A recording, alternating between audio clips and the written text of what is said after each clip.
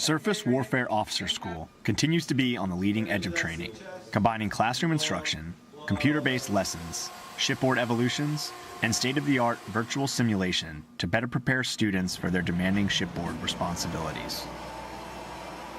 The Littoral Combat Ship, or LCS, takes full advantage of this method of training for prospective engineers at Center for Surface Combat Systems' state-of-the-art Littoral Training Facility at SWOS Learning Site, San Diego.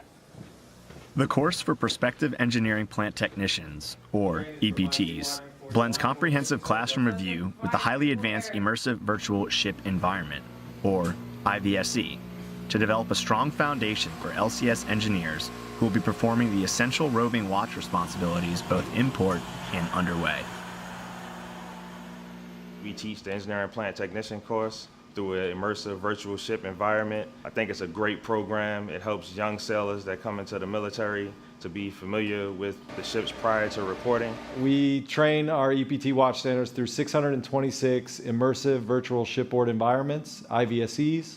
It goes over every EOS valve alignment on the ship. It's extremely thorough. What we have is the LCS-1 variant and the LCS-2 variant. Both variants within the IVSE replicate exactly what the ships are and how they look.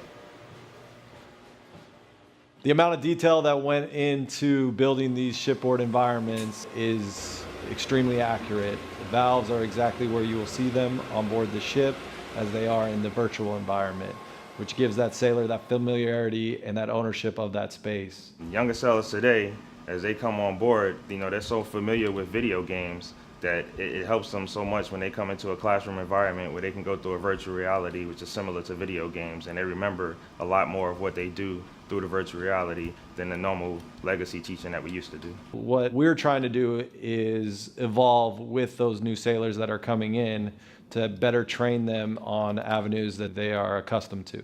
They practice repetitiveness by utilizing the EOS, a hard copy of the EOS, and also a virtual copy of the EOS, which is inside of the system. So that helps familiarize them with all procedures and procedural compliance. Students pull out the EOS, using that muscle memory that they learn here at the EPT course. They can take it back to the ship and utilize that muscle memory to help them align systems. To remember to pull out the red book and utilize it.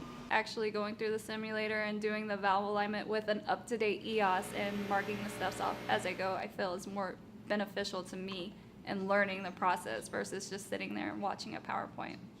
As a critical component of the Train to Qualify initiative, the Engineering Plant Technician course has been highly successful in accelerating the qualification process for its graduates.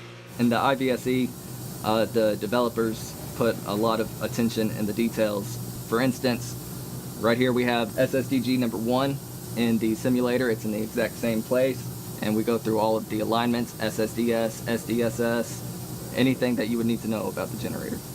Being a damage controlman, doing the course allowed me to see the other side of the house for engineering. I got to be more well-rounded and a better hybrid sailor. Everything I learn here can be applied to my watch standing on the ship. What we do here is we train them to qualify. So they come on board here, they hit a lot of PQS items, and before they get to the ship, they're almost qualified. But of course, it's up to the CO to qualify them. With the expanding fleet of highly capable littoral combat ships, the Engineering Plant Technician course will continue to play a pivotal role in developing confident engineering watchstanders. Surface Warfare Officer School and the Littoral Combat Ship program will continue to modernize, utilizing advanced virtual reality training techniques to better train and qualify our engineers of tomorrow.